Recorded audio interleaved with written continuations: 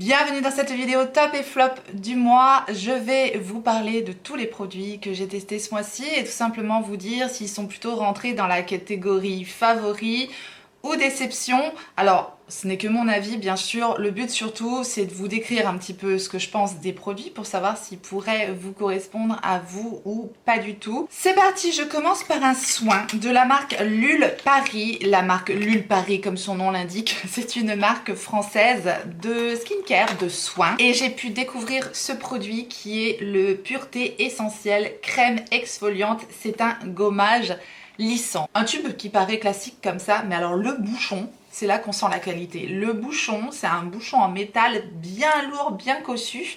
Et là, on se rend compte qu'on est sur un packaging, limite packaging de luxe, parce que vraiment le bouchon est très lourd. Je vous le décris encore une fois, vous allez me dire c'est un détail, mais non, c'est pas un détail quand même. Ça fait hyper qualitatif, même si ça reste un tube en plastique. Ce gommage, c'est un plaisir. C'est déjà un plaisir au point de vue texture. On est vraiment sur une crème. Donc la texture, lorsque vous venez l'exfolier sur votre visage, c'est doux. Vous avez ce côté crémeux, très doux, et ces petits grains. Donc on est sur un gommage avec grains, mais très fin, qui reste doux. On a une très légère odeur, mais voilà, ça reste très doux également. Et en plus, une fois qu'on rince le visage, eh bien, on a vraiment la peau toute douce. Donc je crois que le mot qui décrit le mieux ce produit, c'est de la douceur en tube, quoi. J'ai adoré, j'en suis déjà à la moitié du tube. Et ce produit-là, il se trouve sur le site de Lul Paris, mais il se trouve aussi sur Amazon. Je vous remettrai bien sûr les liens, comme d'habitude, de tous les produits dont je vous parle aujourd'hui. Un produit qui est rentré dans mes favoris également. Vous le savez peut-être, si vous avez vu mes 10 favoris pour l'été, il me semble que c'était ça la vidéo. Je vous la remettrai dans le i, si jamais vous ne l'avez pas vu. Et ce produit-là en faisait partie. C'est la nouvelle formulation des shampoings secs de chez Baptiste. Et ici, on est sur la formule volume, pour encore plus de volume. Non mais bon, voilà, pour moi les shampoings Baptiste, c'est un classique, c'est les shampoings secs que j'utilisais régulièrement, et là effectivement j'ai découvert leur nouvelle formulation qui est à mon sens encore mieux que l'ancienne. Effectivement, c'est vraiment le truc que j'utilise régulièrement parce que j'ai les cheveux très longs et je fais partie de ces personnes qui ont les racines grasses très rapidement. Je ne me lave les cheveux que 2 fois par semaine, donc j'utilise un shampoing sec simplement pour me donner un petit coup de frais, un petit coup de mieux au niveau des racines notamment. Parce que vous l'aurez compris, j'ai pointe sèche et racines grasses. Voilà, ça me sauve dans la semaine quand je veux avoir quelque chose d'un petit peu plus frais, mais que c'est pas le jour du shampoing. Enfin, vous voyez le truc, moi quand c'est pas le jour du shampoing, c'est pas le jour du shampoing.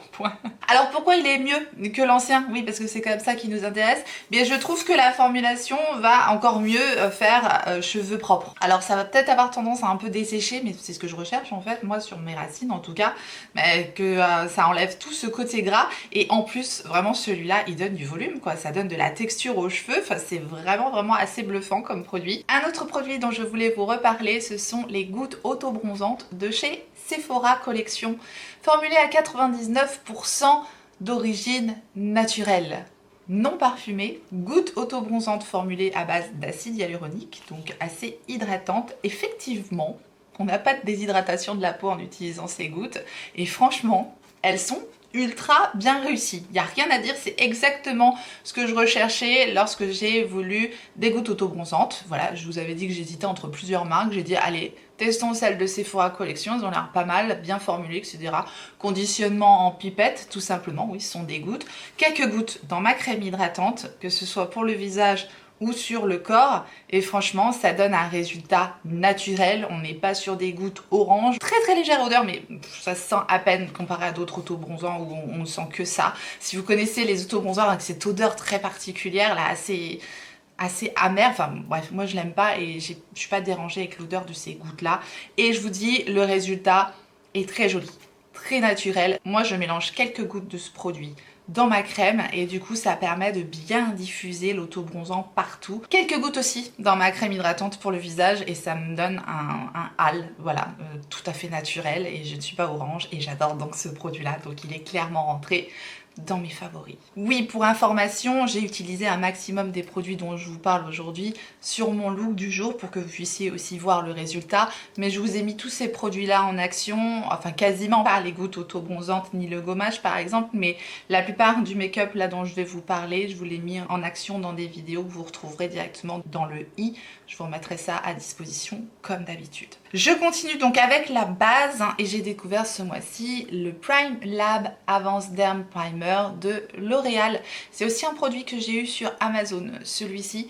Donc base petit prix qui a un pouvoir comblant sur les pores, formulé à base d'1% de AHA, LHA, BHA, bref. Bien formulé, mais il me semble qu'il y a un petit peu de silicone dans cette base, si je ne me trompe pas. Oui, diméthicone, donc on est sur un dérivé de silicone ici. Donc je vous le dis, puisqu'il y a des personnes qui sont assez réfractaires au silicone, mais toutefois, ça lui donne un très bon pouvoir lissant. Moi, je ne suis pas particulièrement contre le silicone, mais encore une fois, je vous la décris pour savoir si elle pourrait vous correspondre ou pas.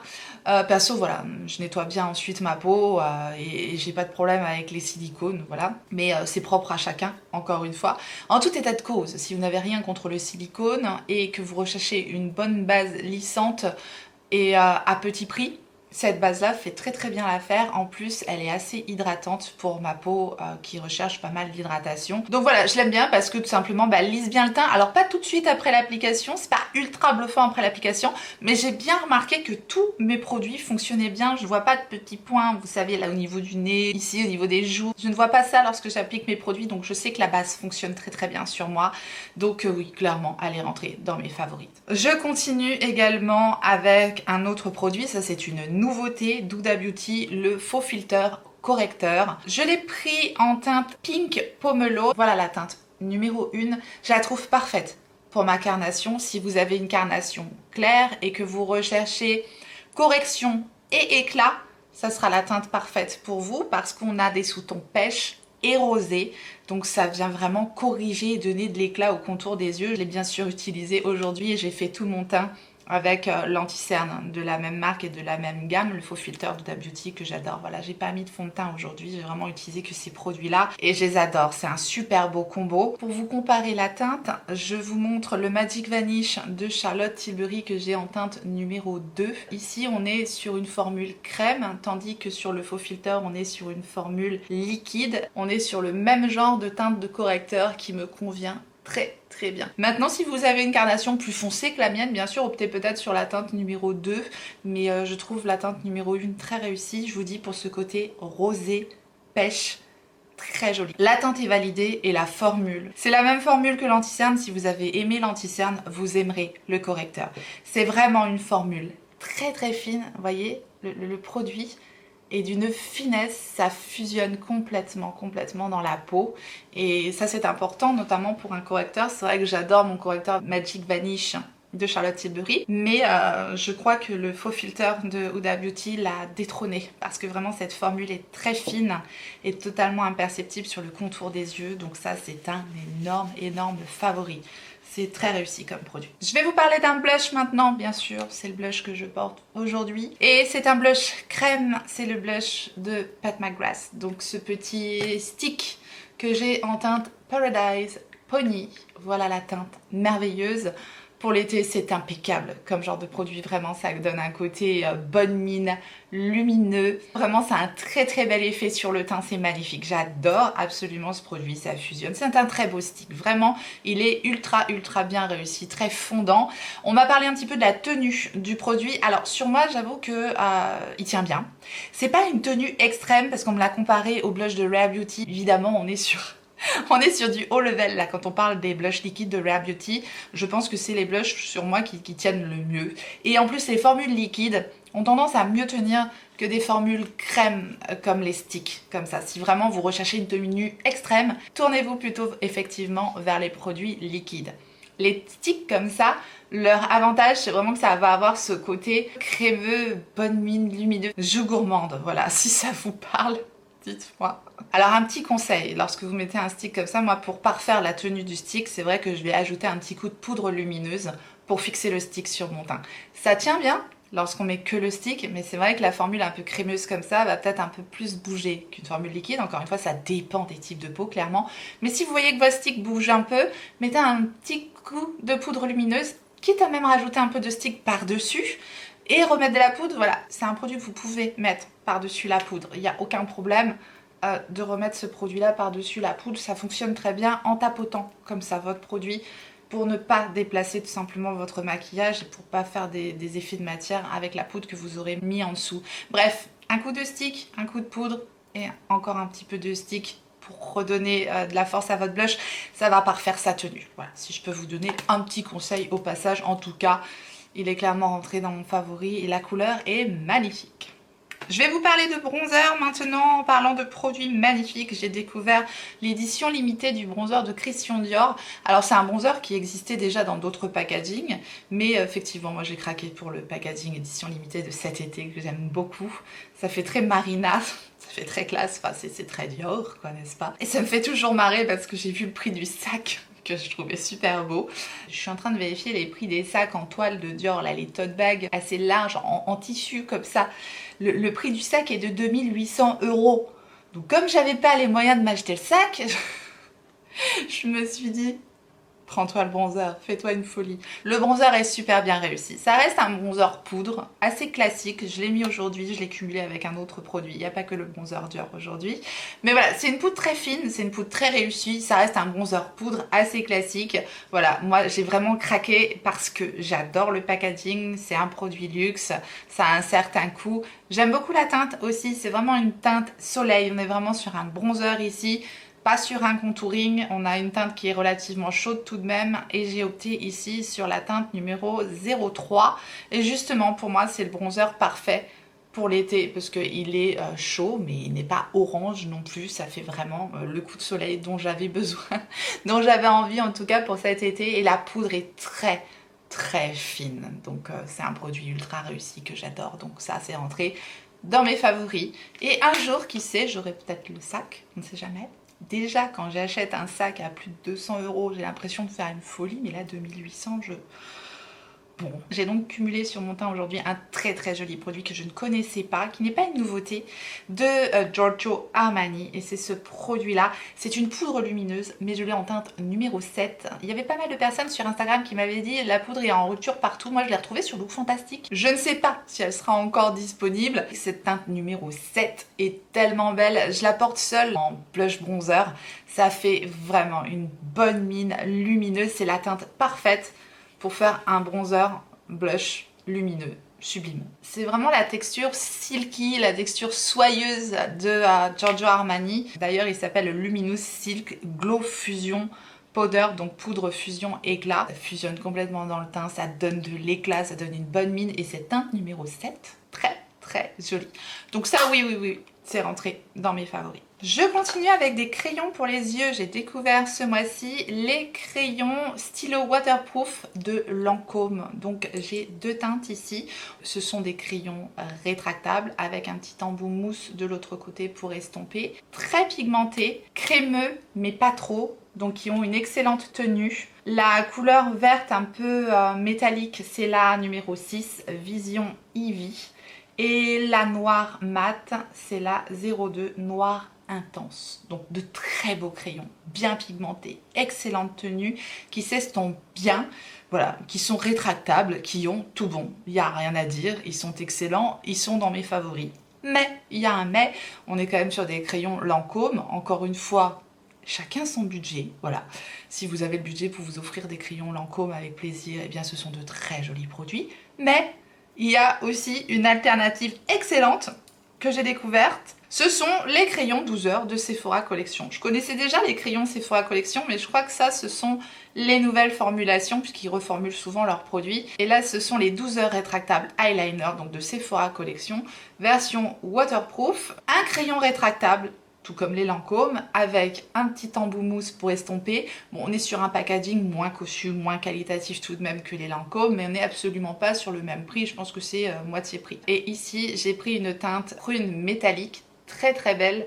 Voilà le crayon Sephora Collection que j'ai pris en teinte 03 Shimmer Purple, c'est celui que je porte aussi aujourd'hui sur mes yeux, donc muqueuse inférieure et entrée de liner également. Bref, il fonctionne superbement bien. C'est un peu le même genre de formule, ni trop crémeux, ni trop sec, ils tiennent très bien. Voilà, tenue 12 heures, je sais pas si j'ai été jusqu'à 12 heures avec le crayon, mais c'est vrai qu'ils tiennent super bien. Voilà, les nouvelles formulations des Sephora Collection, des crayons, elle est excellente, donc oui, gros favori, et c'est un plus petit prix que les crayons Lancôme, donc voilà, ils sont top. Je vais vous parler d'un petit accessoire avant de vous parler des mascaras, et ça clairement ça me quitte plus non plus. J'avais un peu laissé de côté les recourbe-cils simplement parce que je trouvais ça un peu délicat à utiliser et j'avais peut-être pas trouvé le recourbe-cils de mes rêves, mais je l'ai trouvé. Alors c'est le recourbe-cils de chez Reifer, vous le savez peut-être, je suis une grande fan des pinceaux Reifer et j'ai pu découvrir leur recourbe-cils. Ils ont sorti des recourbe-cils dans 2 tailles différentes et ça c'est une bonne idée d'avoir sorti des recourbe-cils en 2 tailles parce que clairement il y a la team grands yeux et la team petits yeux et moi je suis plutôt dans des petits yeux assez bombés et je dois dire que du coup le recourbe-cils 18R me convient parfaitement. Par rapport au recourbe-cils 20R, ça c'était le recourbe-cils qu'il y avait initialement je crois chez Reifer. Vous voyez la différence? On est sur un recourbe-cils plus plat et plus large ici pour des yeux finalement plus grands. Si vous avez des yeux plus grands, le 20R vous conviendra mieux. Le 20R fonctionne aussi sur mes paupières, mais je trouve que vraiment le 18R ça s'adapte super bien à mes paupières. Bref, moi j'avais un peu laissé tomber le recourbe-cils parce que je trouvais ça un petit peu fastidieux et puis délicat. Je vous dis, j'ai des paupières fragiles, mais pourtant c'est vraiment le truc qu'il me faut. Moi j'ai des cils super raides, donc quand on a des cils super raides, l'idéal c'est de mettre un coup de recourbe-cils et ensuite un mascara qui va bien tenir la courbure. Souvent, les mascaras waterproof sont les mascaras qui vont mieux tenir la courbure, n'est-ce pas? Mais il y en a de très bons aussi qui tiennent pas mal la courbure, qui sont pas waterproof. Bref, les recourbe-cils de Reifer sont rentrés dans mes favoris. Je ne sais pas s'il y a encore la promotion dont je vous avais parlé, les moins 40%, c'est pareil. Si c'est encore en promotion, bien sûr, je vous le remettrai en barre d'informations comme d'habitude. Mais si vous êtes à la recherche d'un bon recourbe-cils et si vous voulez adapter un petit peu la taille à vos paupières, eh bien voilà, sachez qu'il existe 2 tailles dans les recourbe-cils de chez Reifer. Moi, je vous conseille le 20R si vous avez des grands yeux un peu plus plats, je dirais, si on peut dire comme ça, ou le 18R si vous avez des plus petits yeux comme les miens et un peu plus bombés, comme ça. Voilà, si ça peut vous aider à faire un choix, en tout cas, ils sont excellents. Donc ils sont rentrés bien sûr dans mes favoris. Tout ça pour vous dire que j'ai aussi fait la découverte d'un super mascara. Là j'ai fait combo recourbe-cils et ce mascara là, c'est une dinguerie.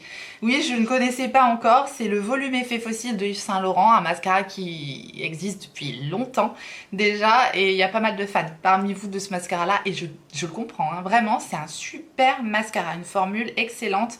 Bon, packaging ultra cossu, on est sur du luxe clairement, ça se sent. Une brosse en poil tout simplement, je me suis dit bon, encore un mascara qui coûte une blinde qui va pas faire un effet waouh, et bah si, j'étais mauvaise langue parce que il a vraiment un effet waouh sur mes cils. Belle courbure, un joli volume, belle longueur, vraiment effet fossile, mais ça reste quand même fossile naturel, c'est pas fossile extravagant non plus, mais c'est très beau. Bref, j'adore ce mascara là. Vous m'avez demandé la différence avec le Lash Clash, si je me trompe pas, le dernier mascara d'Yves Saint Laurent, je l'ai pas testé, donc je peux pas vous dire, mais il paraît qu'il est génial aussi. Donc en tout cas, autant vous dire que ça m'a donné vraiment envie de tester plus profondément les mascaras d'Yves Saint Laurent parce que là c'est un gros coup de cœur. En revanche, je dois vous parler d'un autre mascara, aussi un mascara de luxe qui est le Lancôme Hypnose et cette fois-ci c'est la version waterproof. Alors j'avais déjà testé le 8 Hypnose de Lancôme et ça avait été une déception. Pour moi, je trouvais que le mascara me faisait pas un effet waouh. J'attends surtout de ces mascaras là qui soient ultra bluffants parce qu'en plus avec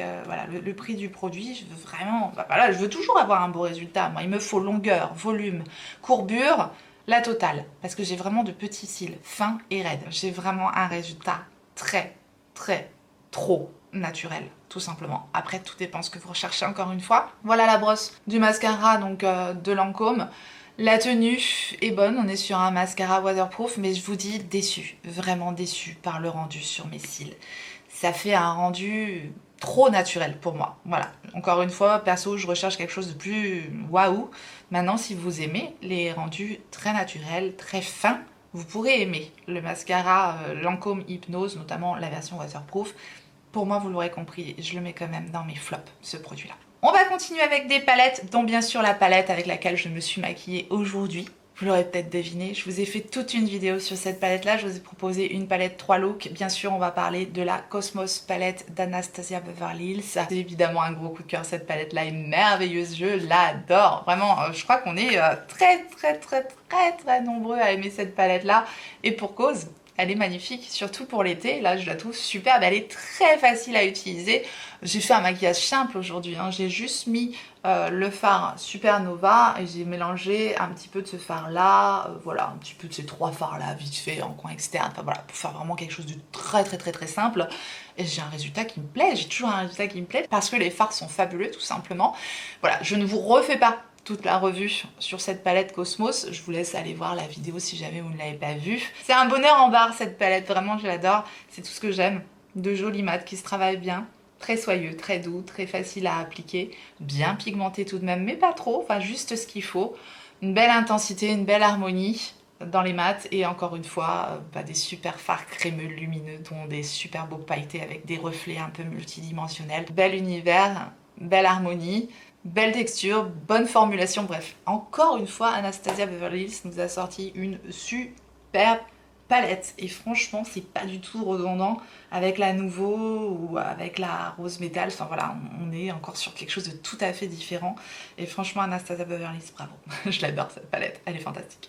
Autre palette que j'ai testée ce mois-ci, tout à fait différente, c'est une palette de Givenchy. Ce sont les nouvelles palettes, donc le 9 de Givenchy. Ici, j'ai la 9.09. C'est pareil, je vous ai fait tout un look avec cette palette-ci. On est sur quelque chose de tout à fait différent que la Cosmos palette, bien sûr. On est sur une harmonie plus douce. On est sur quelque chose de beaucoup moins pigmenté. Je vous en ai parlé lorsque je vous ai fait le look de cette palette-là.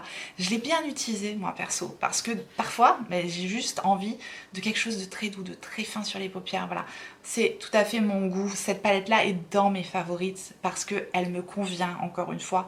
Mais je pense qu'elle ne conviendra pas à tout le monde. Par exemple, une Cosmos palette, ça va convenir à pas mal de personnes. Mais une palette le 9 de Givenchy, si vous êtes encore une fois à la recherche de grosses pigmentations, de gros effets scintillants, de métallique impactant, vous ne trouverez absolument pas ça dans les palettes Givenchy. Il y a d'autres harmonies. Effectivement, moi j'ai choisi vraiment une harmonie très nude, la 9.09, parce que c'est l'harmonie que je mets le plus au quotidien. Il y a d'autres harmonies, certainement un peu plus foncées, un peu plus pigmentées certainement, mais ça reste quand même des fards qui sont d'une finesse extrême. Bon, alors le pinceau, je vais le virer, parce qu'on a un petit pinceau comme ça, voilà, double embout que j'utilise pas. Je suis tellement maniaque que j'ai laissé le plastique, mais voilà, ça peut être pratique pour dépanner, pourquoi pas. Ce fard-là, il me fait un petit peu penser au fard Sun de la Cosmos palette. Mais regardez la différence. Sur la Cosmos palette, on est sur un fard beaucoup plus épais. Lorsqu'on le swatch, on sent la texture du fard. Vous voyez, on a quelque chose de comme du velours sous le doigt. Tandis que dans la palette Givenchy, on a comme de la soie sous le doigt. C'est très fin. Je pense que cette palette là sera adaptée si vous avez des paupières assez fines, des paupières assez ridées, voilà, des paupières qui nécessitent du pigment fin. Pour pas mettre l'emphase justement sur la texture de votre paupière, des fards comme ça pourraient vous convenir pour faire un joli effet élégant, naturel.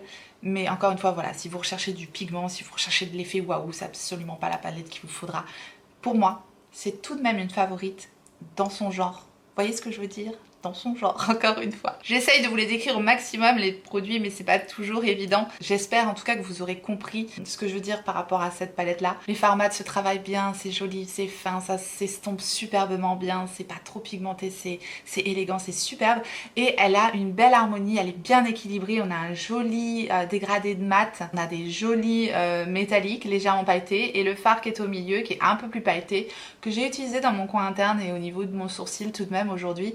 Voilà, avec cette palette là, on peut vraiment faire un look complet et elle est superbe. Bref, dans son genre, c'est une palette avec une belle harmonie, elle est complète, mais voilà, vous l'aurez compris certainement par rapport à la subtilité, par rapport à la texture des fards. C'est absolument pas une palette qui va convenir à tout le monde, mais en tout cas pour moi, c'est une favorite. On va maintenant terminer avec les produits lèvres. Je vais vous reparler des produits que je vous avais déjà présentés, qui étaient déjà dans mes favoris, simplement deux teintes différentes dont je vais vous parler aujourd'hui. Ce sont les rouges à lèvres Absolu Rouge de Lancôme, donc que j'aime beaucoup. Et ici j'ai deux versions mat, je veux simplement vous les swatcher parce que ça peut vous aider si jamais vous hésitez à vous procurer un de ces produits là et que vous avez envie d'avoir les swatchs des teintes, bah, au moins que je serve à quelque chose, n'est-ce pas?